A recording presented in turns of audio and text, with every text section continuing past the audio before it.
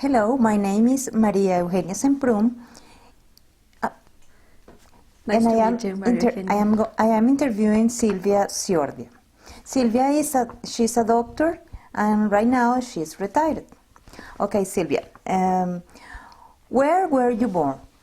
I was born in Mexico City. In Mexico City. Yeah. And how long have you been living in the United States and in Boulder? Well, in the United States, almost 50 years, and in Boulder, 43 years of those, on and off, because I had periods that I went back to Mexico and lived, or we were in Germany for a couple years, but in general, that's the numbers, 50 years and 43 in Boulder. Wow.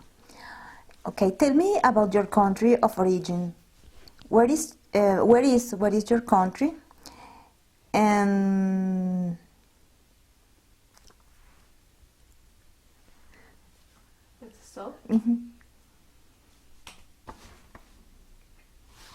Silvia, can you describe the climate and the landscape of your country of origin? It's very hard to say because you really find all the climates that there is, There are deserts and forests and areas of very tropical vegetation. I already said deserts, but there are mountains, and some mountains almost keep snow all through the year. That's not the rule, but I mean, in terms of geographical, climatological variation, you really almost find everything. And in Mexico City, which is the climate is like a... The climate in Mexico City is very much like Boulder, when without seasons. You see, some climate like this right now that we're having these days of the middle of September it's very much like in Mexico. The air is dry and it can be warmed at noon, but it can be very cold and dry in the evening. Okay, and in your opinion, which is the most beautiful place in your country? That is really hard to say, It's like we say in Spanish, I'm sure you know this saying, everything is the color of what your glasses, the glasses through which you are seeing are. But in your opinion, which is the most beautiful for you? It's very hard to say because, as I was telling you, there's all this variety. And the states, for example, of Chiapas, of Oaxaca, of Veracruz, all that large state that it's the side of the Gulf of Mexico, for example. They are beautiful states. They are very green, with luscious vegetation. But the peoples in these states, in many of them, also the state of Michoacán, and are very varied. The amount of Mexican native population is, the peoples really is very, I don't know how many different groups of native population there is. But the states like Chiapas and Oaxaca, the variety is immense, really.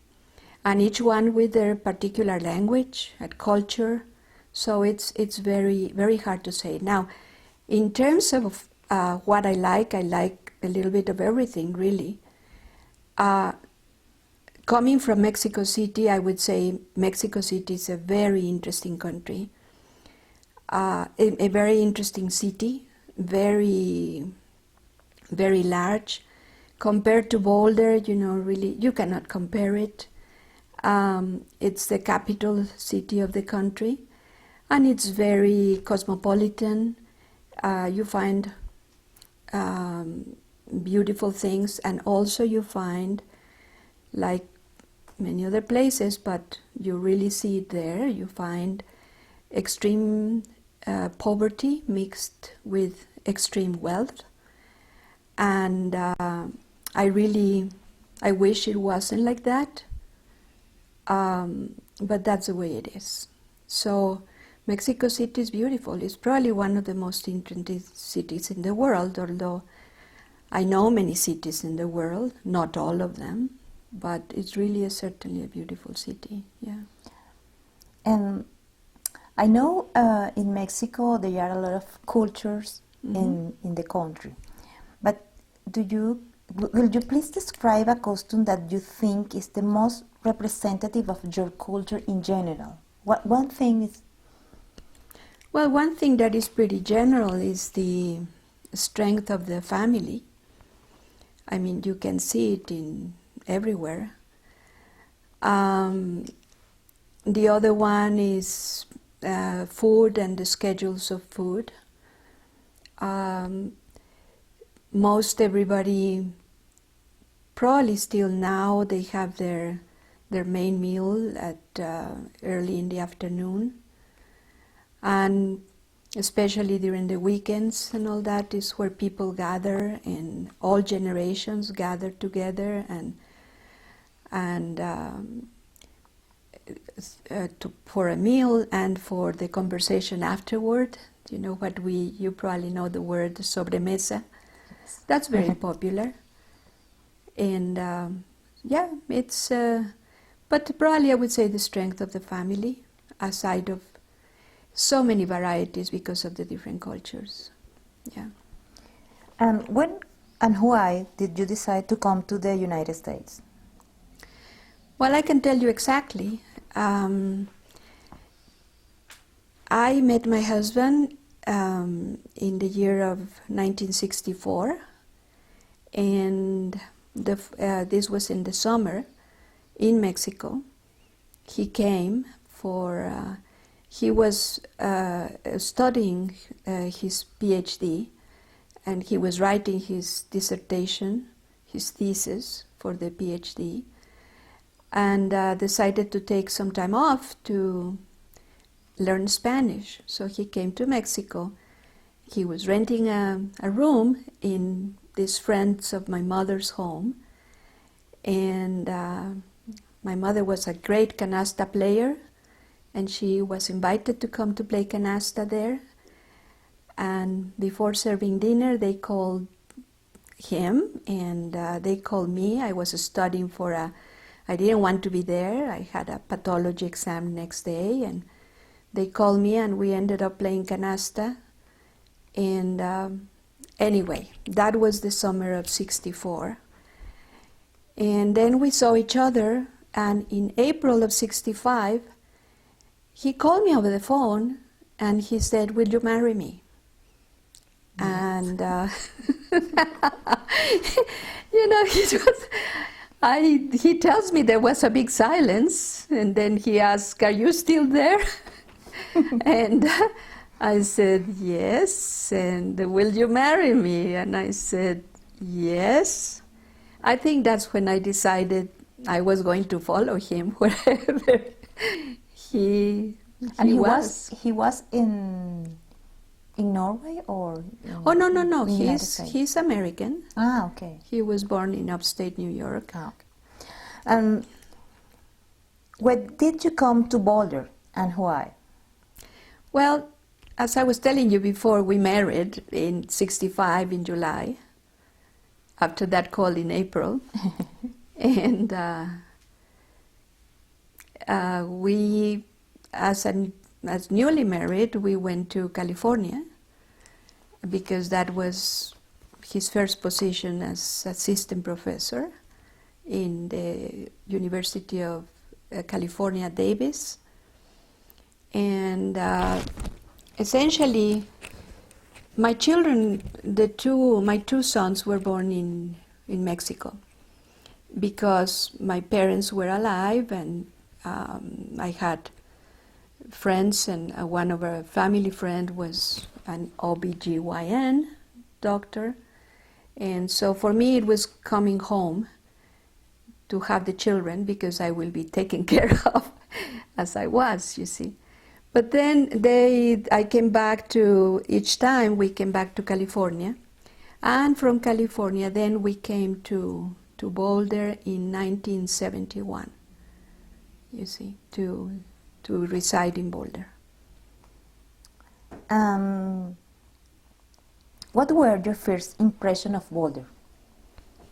Well, it was a beautiful small town. Compared to Mexico City, as I was telling you before, really there is no comparison.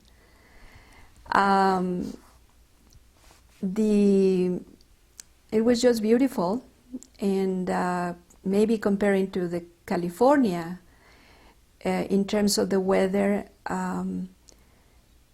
it was a lot more, beautiful to be around with the changes. Now it's hard for me, the snow a little bit, sometimes, especially when it lasts too long and towards when you are in March and April and you still see snow, it's kind of tiring.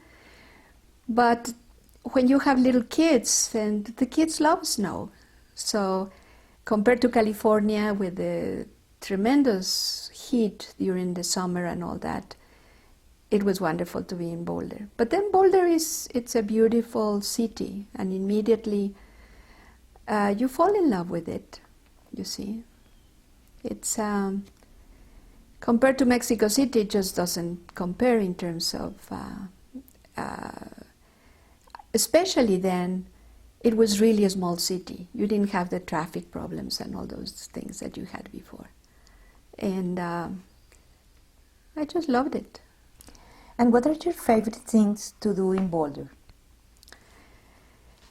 Well, I have to say that when I first came to Boulder, and again, it was great for the kids to grow up in here.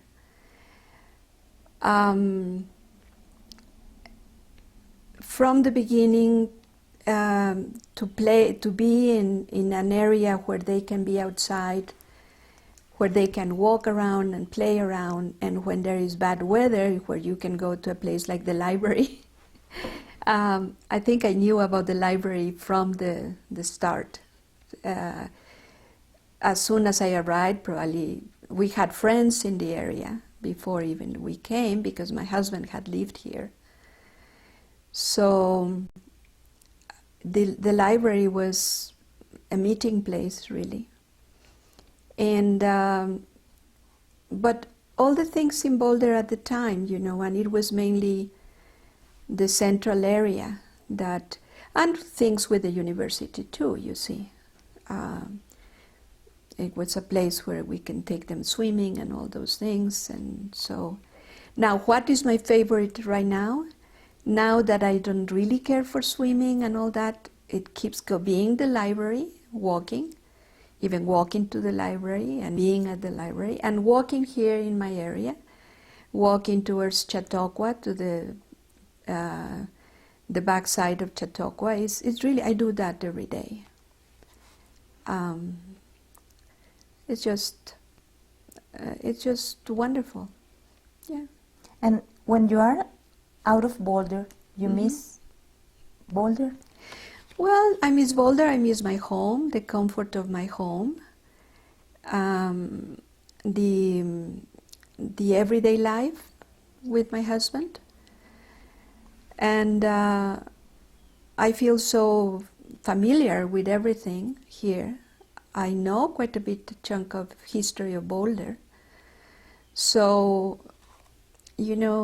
now I don't say, well, because I have this accent of which I'm proud. Is not the accent. I wish I spoke without an accent. Not because I'm not proud of being Mexican, but just it will be nice not to be identified immediately. But it's just an accent like that doesn't go away easily. But but really, when the people ask me, where is your home? Well, my home is in Boulder, and I miss it when I am away. Even being in Mexico, I miss it. It's... And how did you know about the library? And what does it mean to you? You tell me, but...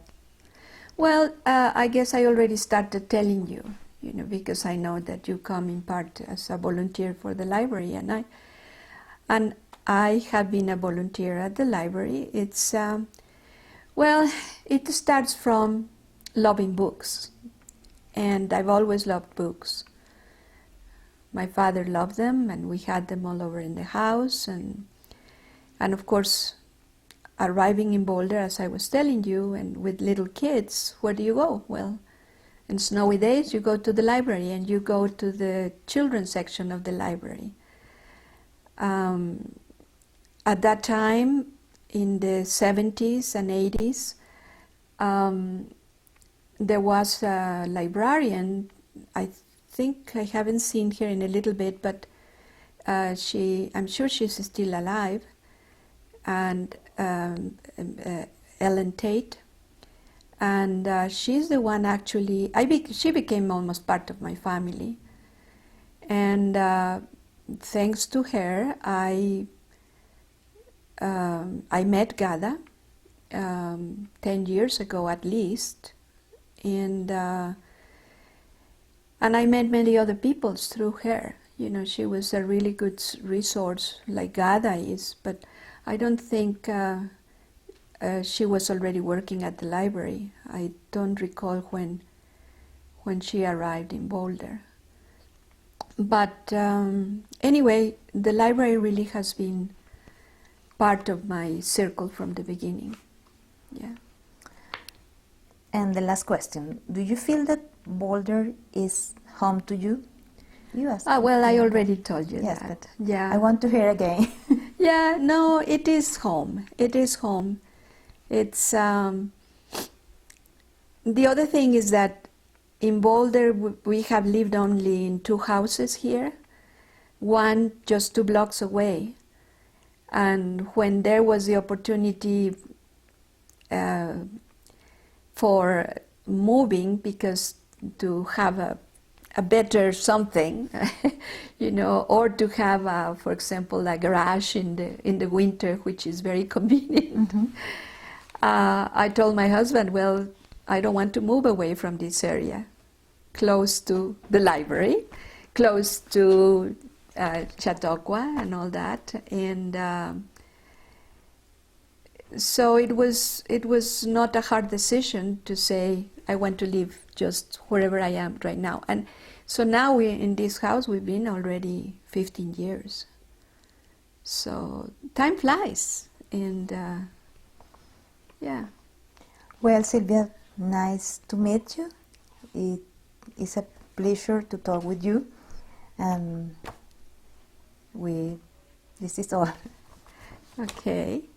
I would say I would like to just add one thing. I think Boulder is just a fantastic place, and something that is really important is to keep aware of the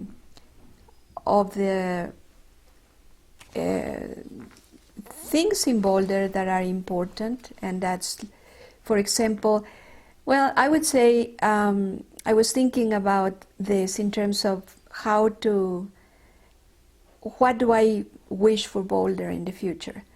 In pediatrics, you always talk about growth and development of the kid, talking about a child. And I think Boulder is still a child in a way.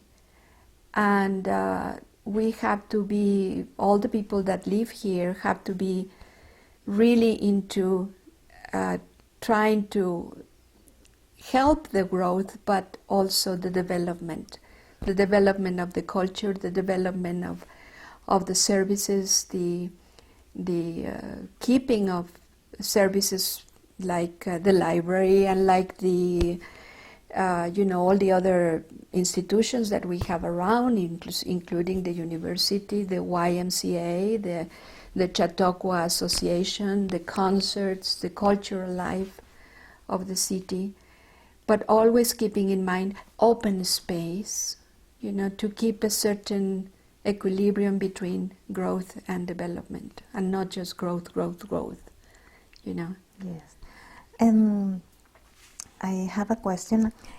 You can tell us about your profession. You are a doctor. You can tell a little bit about this? Well, that's also part of my love for Boulder, you see. But of that, one of the institutions, the most, I consider the most important institutions for preventive care in the country, internationally, but in the country, it's PPRM.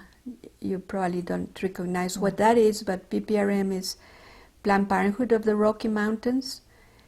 And that's an institution that is mainly dedicated to prevention of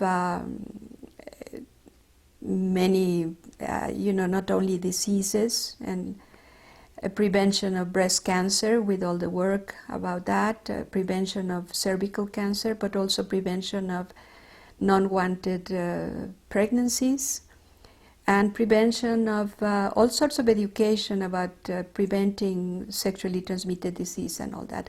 It's really, truthfully, a preventive medicine institution. You see, all these 2 times I went through medical school that I started to mention to you, it's one of the things that they say is medicine should be not curative, but preventive. When you go to medical circles here or everywhere, anywhere, they still talk about that. Medicine should be preventive and not curative, you see. You should prevent getting sick instead of just waiting to be sick and then try to cure, you see. And again, I worked for Planned Parenthood almost 20 years, and I am retired from that, you see, for the last couple years. Yeah. Well, thank you very much, Silvia. Well, you're welcome. Thank you. Thank you for coming.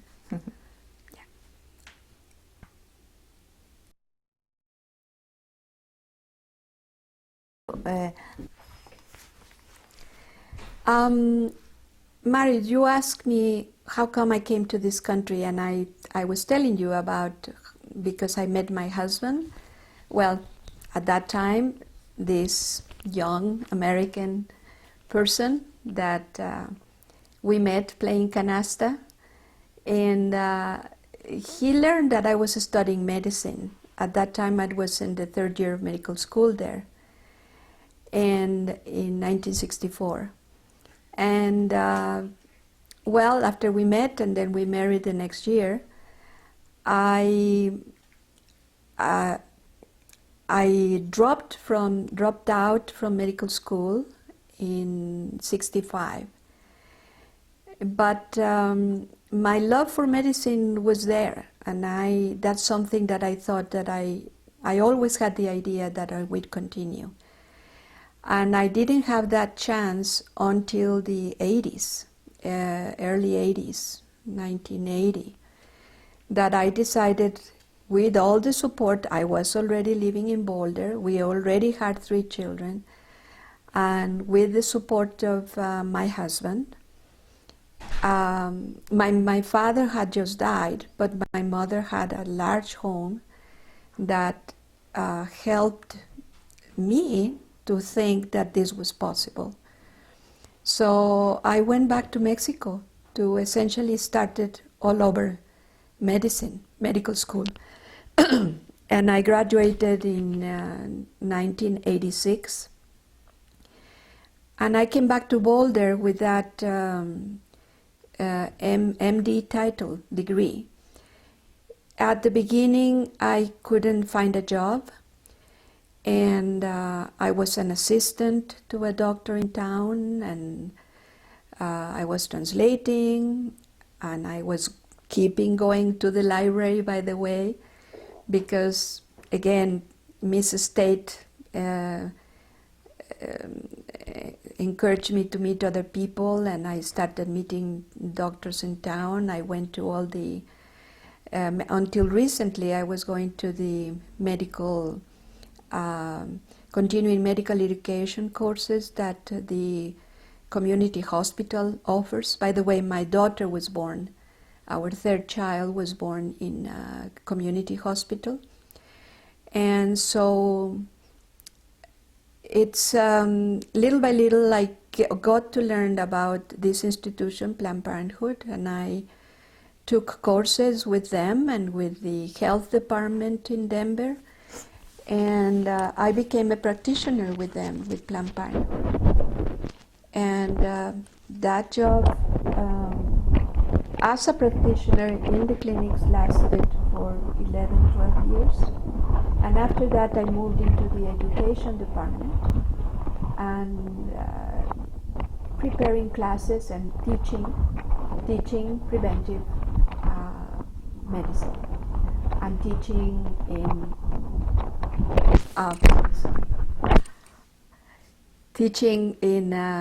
in schools,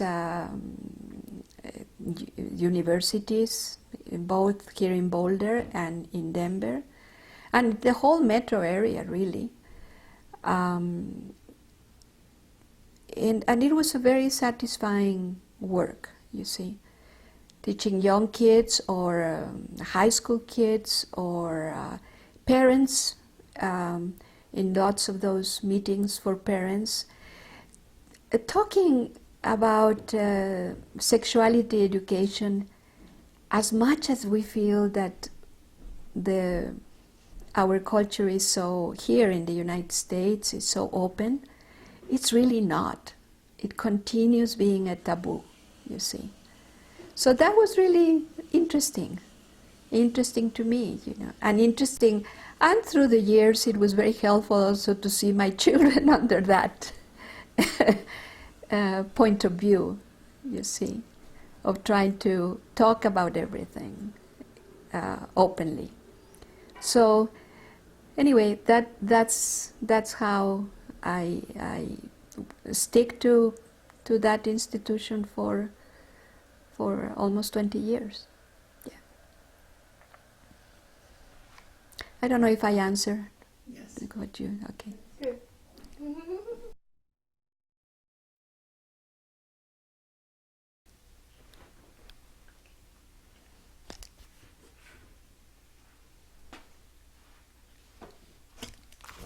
How are you involved at the library in this moment, at this moment? How I am involved with the library at the moment? Right now. Yeah. Well, I couldn't conceive not being involved with the library, you know, at this point. I had to go to 2 or 3 reading groups that the library has. The one that has been immense help in terms of, you know, education and knowing about other area of the world of which I didn't know anything about, is the Arabic book group. You see, I've been attending to that since, I remember very distinctly, it was 2004. The reason I remember is because I had gone to Mexico to take a workshop that Mexico was paying to involve people, Mexican or of any country, Spanish-speaking country, to involve them with trying to get their certification for elementary school, middle school, high school, whatever they didn't complete in their country, in a Spanish-speaking country, and if they happen to be like me here, immigrants in the United States, to complete those certifications with the help of the Mexican government.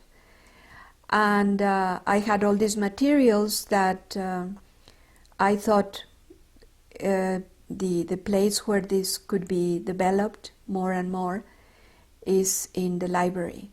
So I went to the library with my materials, and I called Ellen Tate, this children's librarian from way past when I started in Boulder. She had retired by that time, and I said, who could I talk to maybe start some or do more of this programming of Spanish literacy and more development in there. And she told me, you have to contact Gada El-Turk, you know. So that's how I went to the library. And I met Gada, and it was like immediately there was a connection there. She welcomed me, took the materials, told me about the different programs again that I had maybe lost a little contact with in the library at the time. And I just became again totally involved with the library. Then through her connection, she introduced me to other people in the different departments, and I was trying to do as much as I could to help the process of involving more Spanish-speaking people there, or American people that come there to learn the language. You know, there is a quite large group of people that are interested in either keeping up their Spanish or learning more Spanish, becoming more proficient with that. So not on a regular basis, but trying to help when they needed a leader for the Spanish classes for American students, or more of the interpretation for the Spanish-speaking people coming to the library, explaining to them about the services they could get there, the citizenship groups, and translation. I really enjoy translation. So whenever there was need to translate materials from the library, I'm happy to do them. They send me things through maybe through Gada or other people that Gada has connected me to. They send me materials over the computer, and I translate them and send them back, you know. So my involvement continues. I try to attend all these wonderful reading groups, and I've learned so much about the Arabic countries that I never knew before. Not only about the writers and of the area, but artists and culturally speaking, you know, all sorts of things. This coming Saturday there is a Women of the West group, and 2 days ago we had an Arabic book group meeting. So again, I think people like Gada El-Turk are amazing. I could say many others, but again, like in the case of Ellen Tate, they had become almost part of my regular family or something. So, yeah. Thank you, Silvia. You're very welcome.